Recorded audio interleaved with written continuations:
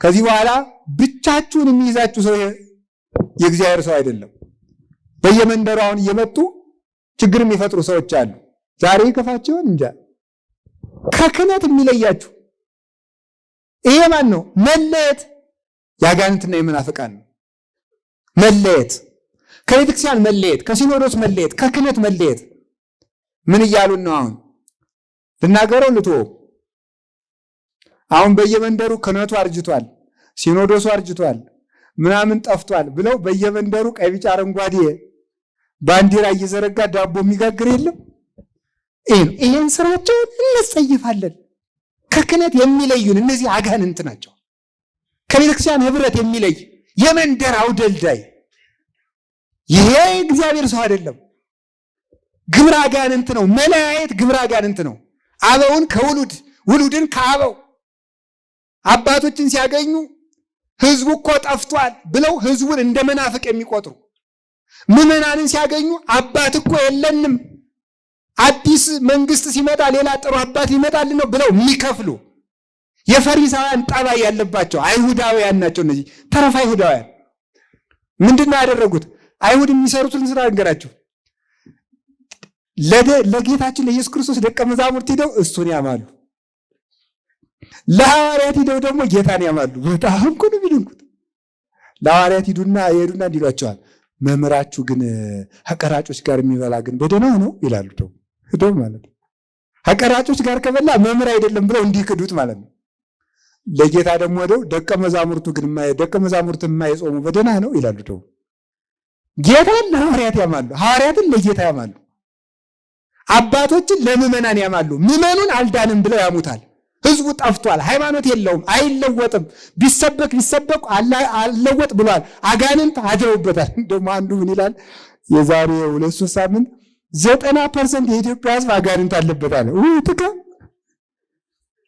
ጥጋብ መምለክ ማለት የክርስቶስን በጎች ያጋንንት አድርጎ ከመሸጥ በላይ ድፍረት የለም።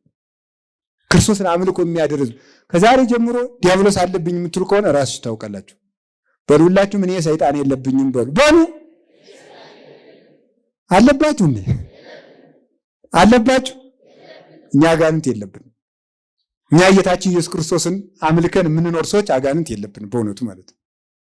ከቃሉ ጋር ናችሁ።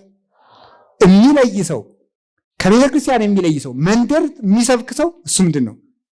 የእነዚያ ነው መለያየትን የሚፈጥር አበውን የሚያማ ቤተ ክህነትን የሚያማ ሲኖዶስን የሚያማ ሰበካ ጉባኤን እያነጣጠለ ህዝብን ከቤተ ክርስቲያን የሚለይ ሰው ከክህነት የሚለይ ሰው።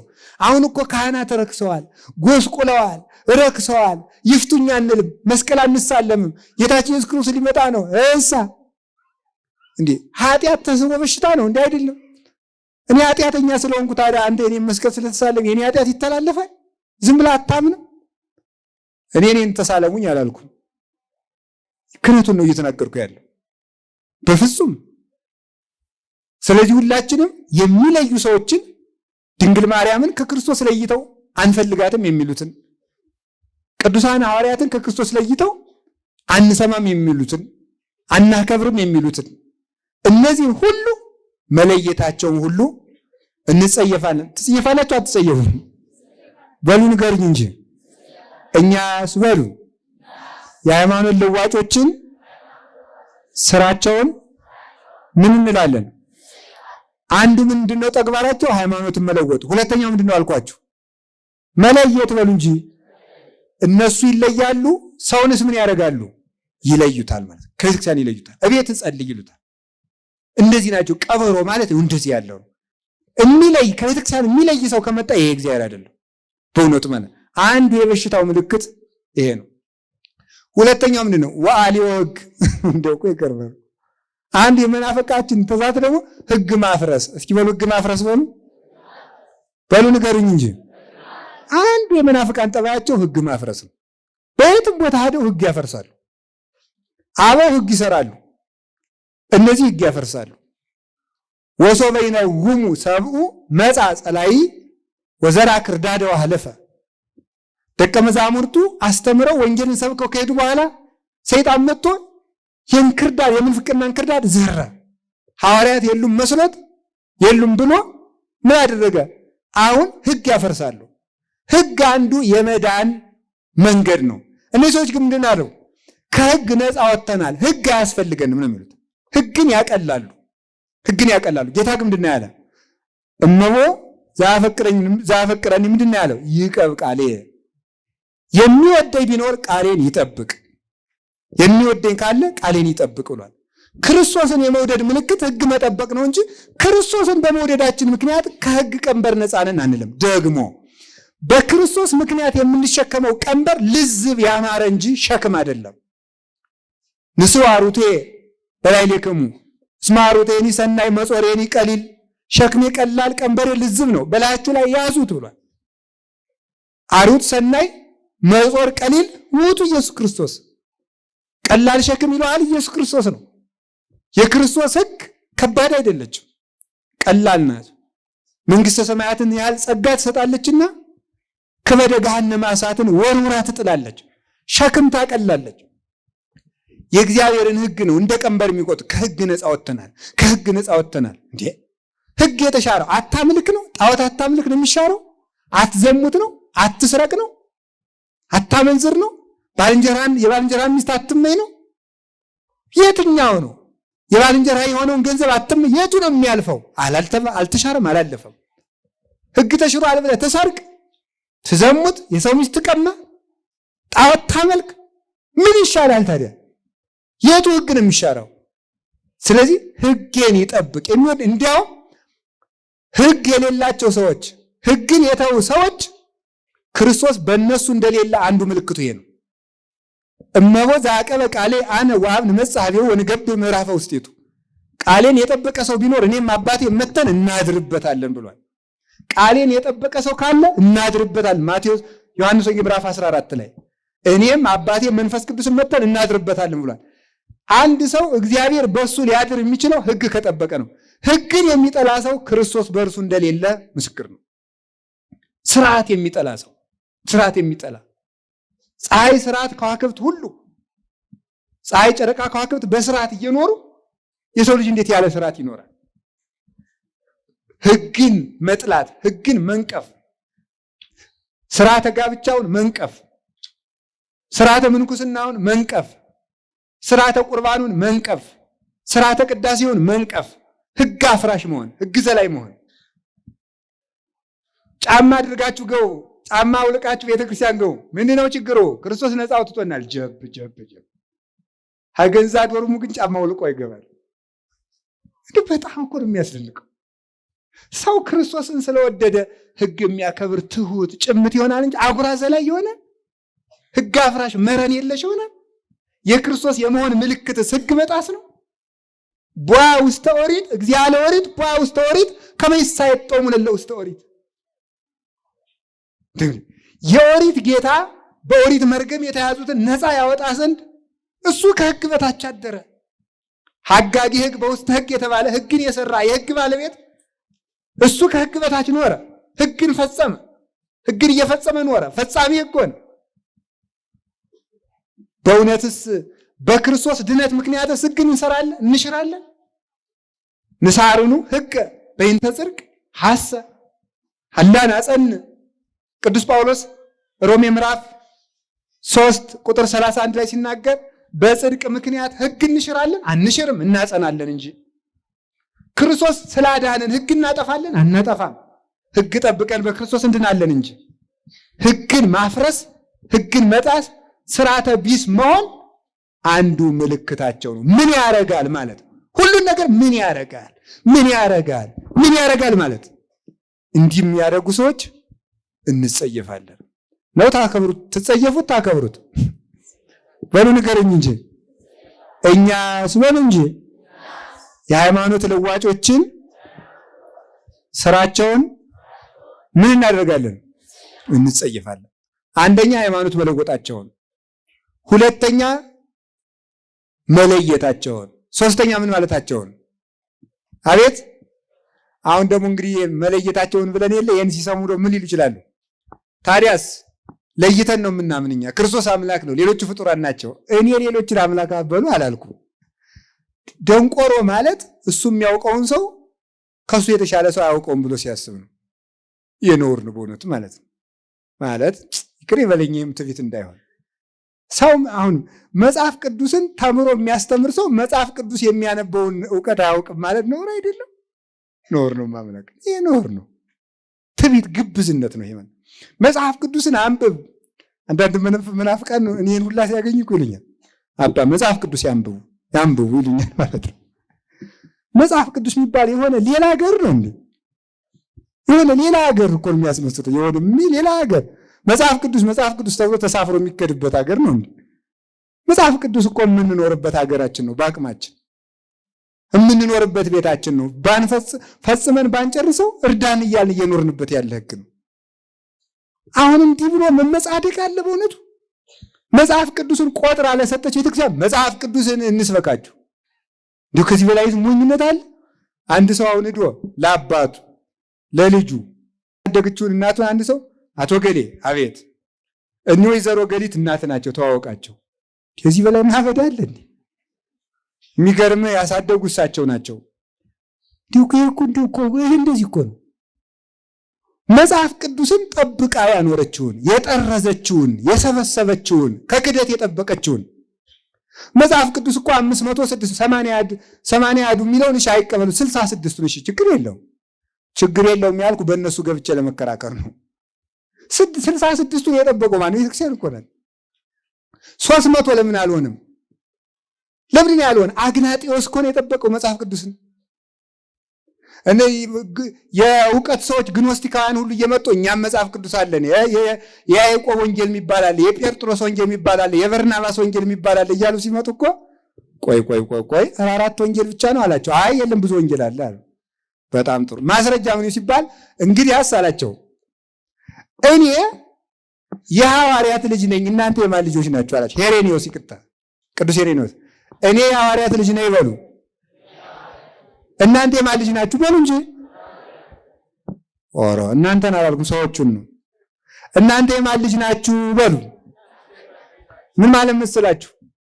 ቅዱስ ጌታችን ኢየሱስ ክርስቶስ ቅዱስ ዮሐንስ ወንጌላዊ አግናጢዮስ ከጌታም ተምሯል። አግናጢዮስ ሄሬኒዮስን አስተምሯል።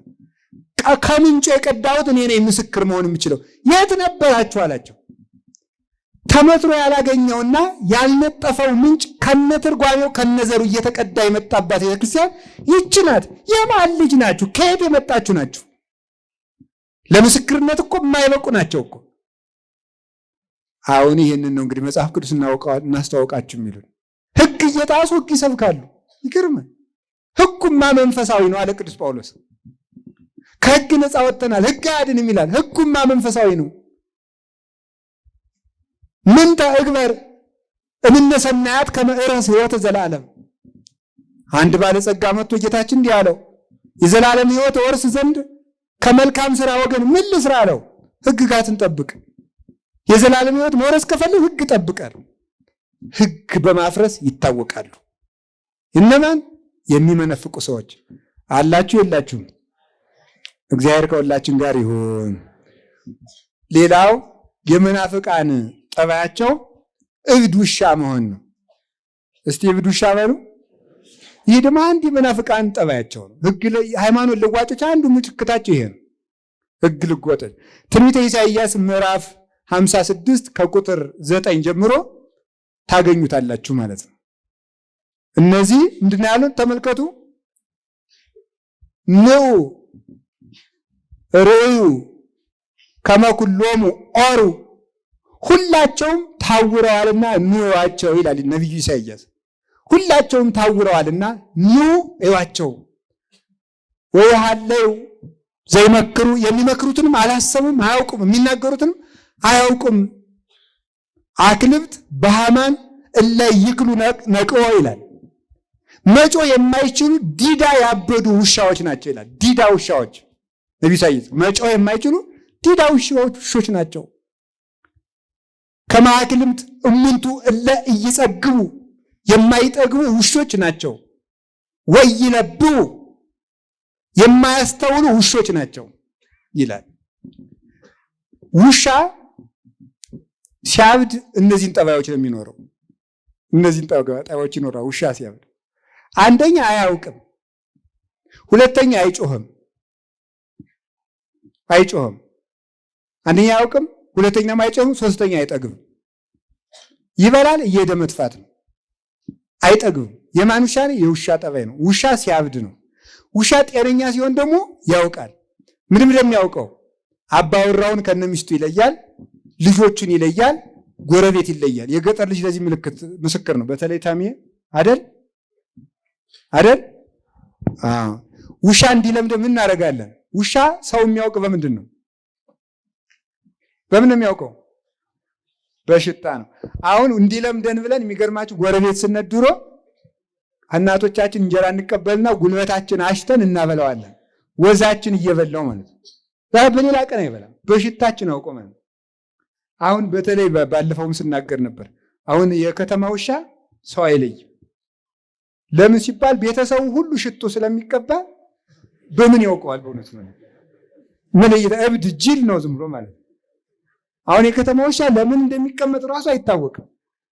ዝም ብሎ ለመንጓለል ማለት ነው። ከዚያ በኋላ ምን ማለት ድሮ ውሻው ግን ሲያብድ ምን ይሆናል መስላችሁ? ይሄንን የተናገረው ቅዱስ ኤጲፋኒዎስ ነው። ለመናፍቃን መልስ የሰጠበት መዝገበ መድኃኒት የሚባል መጽሐፍ አለውና ይሄንን የኢሳይያስ መጽሐፍ ጠቅሶ ነው የሚተረጉመው። ስለዚህ ምንድነው የሚለው?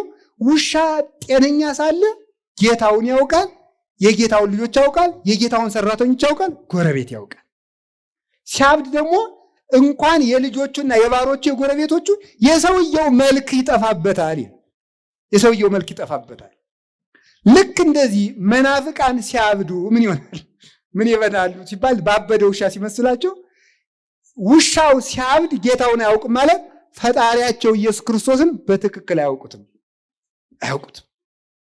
ጌትነቱን አያውቁትም። ኢየሱስ ክርስቶስ ይላል፣ አያውቁትም። የባህሪ ጌትነቱን አያውቁ፣ የባህሪ አምላክነቱን አያውቁ፣ ክብሩን አያውቁ፣ እንደሚገባውም አያመልኩትም። በስሙ ይቀልዳሉ፣ በስሙ ይስቃሉ፣ በስሙ ይጫወታሉ፣ በስሙ ይዘብታሉ። እንኳን ለራሱ ስም ለወዳጆቹ ስም እንኳን ክብር የሰጠ አምላክ ነው። ይህንን ይቀልዳሉ። ባለቤቱ ተለወጠባቸው ማለት ነው። ይለየው በሽታው በማዛው ያውቀው የነበረው ባለቤቱ ተለውጦበት ጠላት መስሎት እንደሚነክሰው ክርስቶስን ያከበርን መስለው ይሰድቡታል፣ ያቃልሉታል፣ ከአባቱ ማዕረግ ዝቅ ያደርጋሉ። ቤተሰቡን አያውቅም ማለት እንኳን ባለቤቱን ጎረቤት ያከብሩ የነበረ ቤተሰቡን አያውቅም ማለት ክርስቶስን ማክበርን ከመተው ተጨምሮ እናቱን አያከብሩም፣ መላእክትን አያከብሩም፣ ቅዱሳንን አያከብሩም። አብደዋልና ማበድ ማለት ይሄ ነው። ቤተሰብን አለመለየት፣ መዓዛን አለመለየት።